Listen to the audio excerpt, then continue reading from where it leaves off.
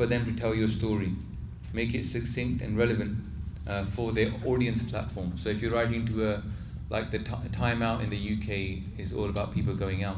So we pitched them Langar as a great time for them to have people come who are traveling through London, who want a day out, to come to Langar and have a meal. And they were like, okay, so they pitched it as a day out for people. Secret free kitchens of London. People were like, oh, that's great. So that's you got to make it relevant to that publication. Do make sure you stick to one key message.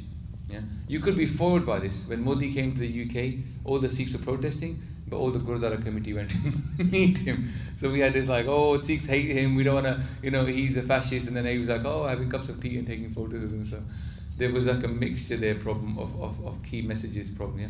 So whilst I was actually being interviewed about Sikhs that are against Modi inside the Wembley Stadium, when he came onto the stage, he got welcomed on by a Sikh.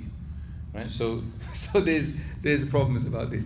But do give journalists lead time. So one thing to remember, if it's like a quarterly magazine, they need 3 months like notice to get that story in there. You can't expect them to put it in. If it's a weekly newspaper or if it's a daily newspaper, each one is different. So you got to give them lead time, right? So it may be like a week or 2 weeks for most organizations. Do share published stories and thank them. And expand that news. So tweet it out, get all your organizers, thank that person for writing it. Journalists love to feel that they had an impact and people appreciate their hard work, Personalize your pitches to journalists. Benji said that already, very good job. Ramneek said, work out who you're writing to and then and mention something they might have written before or something, why you approach them. Make sure you read, watch and listen to their work. And again, make it relevant when you pitch to them. So if somebody is biased towards something and you've picked up that bias and then this story links into their bias, then mention that. But don't say, oh, I know you're biased towards this, it's really rude. But say something nice like, I know you have an interest in this area and this is a story that I feel, actually, links to that interest. Next one is you can give someone exclusivity. So you can say, look, if you do a good story on this, or if you run this, I can make sure that everybody here only speaks to you for the first 24 hours. That's something that people are interested in. Anybody will be interested in a bit of exclusivity just for the first hour or in 24 hours, but they have to give you something back. So make it quid pro quo. So you give something, they give something back. Don't be afraid to offer that. Say, look, I'm writing to you, but this is exclusive to you for now. If I don't hear back from you, then we'll offer it to everybody else. And then do follow up, but don't bug them. Yeah, follow ups. And then do look at all social media platforms for the same outlet. So BBC might not, but it's all online, right? But they have this 9 o'clock news. They might not put it on their news, but they might put it on their website. So Daily Mail's website is one of the most read websites in the UK for news. But they might not put it in the paper the next day. That's okay. The website's good enough at some points, So try and do things that might get on the website, maybe. Don't forget to say thank you. Don't be afraid to, if something's incorrect, by the guy, just let them know. So this is not actually right. Don't be afraid to say that because the people that support you, they might have a go at you if you publish something which happens to be factually incorrect. So even though you've given them all the facts, they might not have read them properly. So make sure because online stuff, they can change very quickly.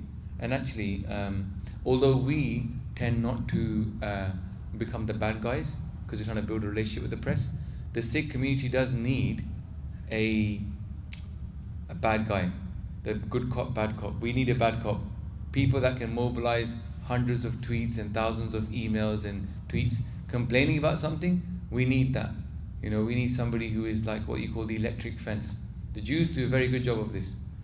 They've got something called the electric fence. Basically, if you annoy them about anything which goes against Israel, goes anything against the Jewish views, they will bombard the news desk with emails and texts and phone calls.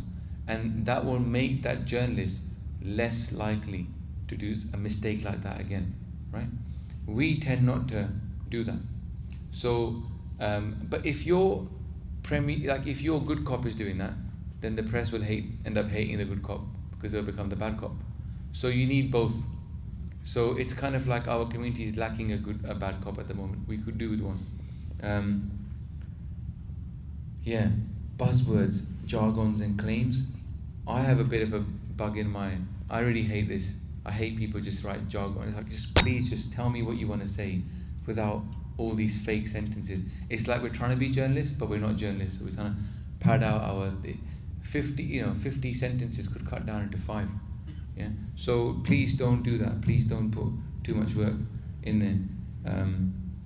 Don't just send it to everybody. What this scattergun approach means, when you pitch it to somebody, don't just pitch it to every single person. Try and be more specific. And don't call and use the line, I was just calling to see if you received my press release. Don't do that. Yeah, don't do that. Because they've received it. You emailed it to them, right? So they've received it. There's always a follow-up as well. So often we will send a story, like for Langar Week, for example. We did this whole thing at the Gurdwara, and the lady couldn't turn up. I turned up to the Gurdwara. She was going to be there. We were going to have Langar, take some pictures. They couldn't get the person, but they ended up sending the photographer. The photographer took some pictures, and happened to be that there was a kind of a lady who was down on her luck.